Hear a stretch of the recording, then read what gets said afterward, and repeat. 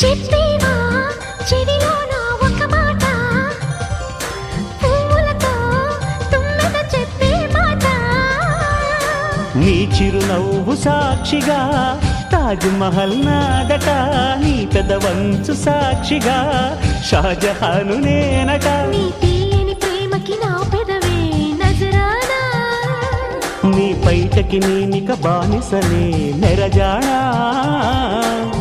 అనంతాల ఆత్మ నీవై చేరుకున్న వేళలో, కోకలు కట్టిన కోయిలా కమ్మని కౌగిలియవే.